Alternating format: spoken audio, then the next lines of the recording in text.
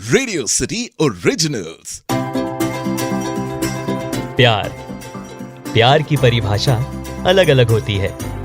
एक प्यार वो है जो एक लड़का एक लड़की से करता है, तो एक प्यार वो है जो एक दोस्त दूसरे दोस्त से करता है। एक प्यार वो है जो एक माँ अपने बेटे से करती है, तो एक प्यार वो है जो एक भाई अपने बहन से करता है। एक प्यार वो है जो एक फौजी अपने देश से करता है, और एक प्यार वो है जो एक जानवर दूसरे जानवर से करता है। ऐसे ही प्यार की कहानियां आप तक पहुंचाने के लिए रेडियो सिटी लेकर आया है शो जिसका नाम है छोटी छोटी लव स्टोरीज।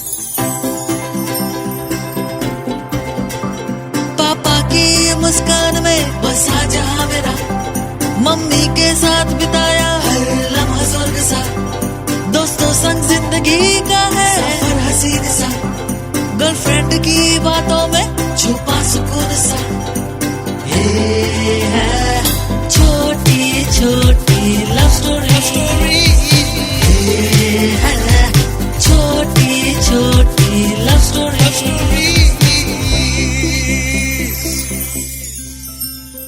ये कहानी एक कॉलेज जाने वाले स्टूडेंट की है। जग्गू एक मिडिल क्लास फैमिली से था। जग्गू के पिताजी टैक्सी चलाया करते थे और खुद जग्गू अपने कॉलेज के बाद स्कूल के बच्चों के ट्यूशंस लिया करता था ताकि वो अपने पिताजी की घर चलाने में मदद कर सके।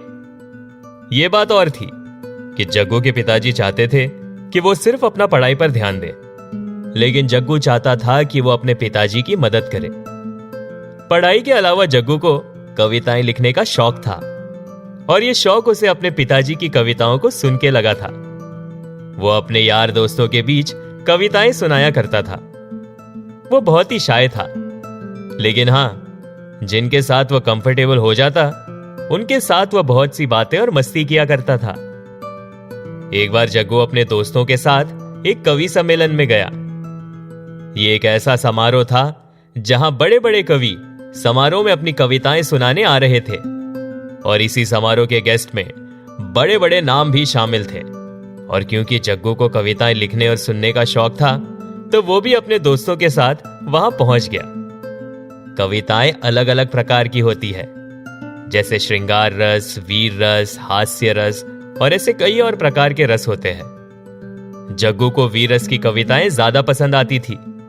जग्गू का कहना था कि जिस तरह से लोगों को गाना सुनकर मोटिवेशन मिलता है, ठीक वैसे ही उसे वीर रस की कविताओं को सुनकर एक अलग तरह का मोटिवेशन मिलता है।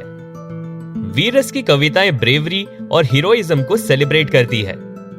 वीर रस की कविताएं एक तरह से बहादुरी की गाथा होती है, जिसे सुनकर हर कोई मोटिवेट हो जाता है। अब ये कविताएं भारत के शहीदों पर हो सकती है या फिर ये कविताएं भारत के फौजियों पर हो सकती है। और जग्गू इस समारोह को लेकर बहुत एक्साइटेड था। जैसे ही एक जाने माने वीर रस के कवि ने अपनी पहली पंक्तियां सुनाई, वहां मौजूद सभी लोग जिंदाबाद जिंदाबाद के नारे लगाने लगे। जग्गू तो पहले भी ऐसे समारोह में जा चुका था, लेकिन उसके दोस्त ये सब पहली बार देख रहे थे। जब वो कवि भारत के क्रांतिकारियों पर कुछ पंक्तियां सुनाता, खास करके भगत सिंह, सुखदेव, राजगुरु, चंद्रशेखर आजाद और सुभाष चंद्र बोस पर, वहां मौजूद हर एक यंगस्टर को गूज़बम्स आ जाते और वो आपस में एक दूसरे को दिखाते। कविता ही एक ऐसा मीडियम है जिसकी मदद से एक शख्स अपने दिल की बातों को बेझिझक सुना सकता है। उस कवि सम्मेलन के खत्म होने के बाद जब जग्गू अपने दोस्तों के साथ वहां से बाहर निकला, तो उस समारोह के खत्म होते होते जग्गू के दोस्त भी कविताओं के फैन हो गए थे। वो दोस्त जग्गू से कहने लगे कि अब वो भी कविताएं लिखना शुरू करेंगे। जग्गू ने अपने दोस्तों से कहा कि फॉर अ चेंज ये अच्छा ही हुआ, नहीं तो उन्हें रॉक, पॉप और हिप हॉप के गानों के अलावा और कुछ नहीं सूझता था। ऐसे ही बातों बातों में जग्गू के दोस्तों ने जग्गू से कहा कि इस साल के एनुअल डे फंक्शन में जग्गू सबको कविता सुनाए। जग्गू थोड़ा शाय था। वो ये सोचकर ही घबराने लगा कि स्टेज में खड़े रहकर वो सब लोगों के सामने अपनी कविता कैसे सुनाएगा। अब अपने दोस्तों के प्रेशराइज करने पर जग्गू को एनुअल डे में कविता सुनाने के लिए हां करना ही पड़ा। लेकिन अब जग्गू के लिए प्रॉब्लम यह थी कि वो कौन से जॉनर की कविता परफॉर्म करे। उसे कविता सुनना और सुनाना अच्छा लगता था, लेकिन अब कौन से रस की कविता को स्टेज पर परफॉर्म करे, यह उसके सामने एक बड़ा सवाल था। जग्गू सोच ही रहा था कि इतने में जग्गू के दोस्त ने सजेस्ट किया कि वो वीर रस की कविता सुनाए, और जग्गू ने भी तय कर लिया कि वो वीर रस की कविता सुनाएगा।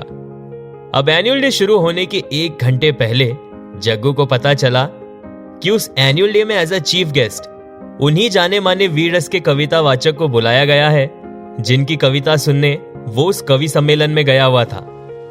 जग्गू नर्वस हो गया था, लेकिन जग्गू के दोस्तों ने जग्गू को मोटिवेट किया और कहा कि वो बिना डरे हुए स्टेज पर जाकर परफॉर्म करे और ऑडियंस में सबसे आगे वही दोस्त खड़े रहेंगे। जग्गू की बारी आई, वो स्टेज पर गया।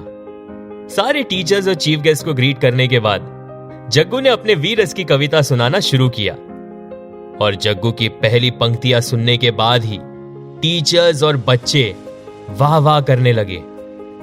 और जब जग्गू की कविता खत्म हुई, क्राउड में जो चीफ गेस्ट थे, जाने माने वीर रस के कवि, सबसे पहले खड़े होकर स्टैंडिंग ओवेशन देने लगे, और फिर पूरा क्राउड खड़े होकर तालियां बजाने लगा। जग्गू ने फिर झुककर सभी को प्रणाम किया। एनुअल डे खत्म होने के बाद वो जाने माने कवि जग्गू से मिले और उन्होंने जग्गू को अपने गले से लगा लिया और उसे दाद देते हुए कहा कि उसकी सोच बहुत अच्छी है, और उसे कहा कि वो ऐसे ही शुद्ध विचार से अपनी कविताएं लिखते रहे। जग्गू उनके कॉम्प्लीमेंट से बहुत खुश हुआ। जग्गू के दोस्त भी बहुत खुश हुए। जग्गू के कॉलेज के प्रिंसिपल ने जग्गू की पूरी फीस को रिटर्न करने का अनाउंसमेंट किया और कहा कि फीस कॉलेज की ट्रस्ट भरेगी। इस बात से न सिर्फ जग्गू खुश हुआ, बल्कि उसके पिताजी और माताजी भी बहुत खुश हुए। जग्गू को अब एक नई राह मिल गई थी। जग्गू ने सोच लिया कि उसका जो कविता लिखने के प्रति जो प्यार है, वो उसे हमेशा बरकरार रखेगा। तो ये थी एक छोटी सी कहानी। आप सुन रहे थे छोटी छोटी love stories, only on radio city. पापा की मुस्कान में बसा जहां मेरा, मम्मी के साथ बिताया हर लम्हा स्वर्ग सा, दोस्तों संग जिंदगी का है सफर हसीन सा, गर्लफ्रेंड की बातों में छुपा सुकून सा, ये है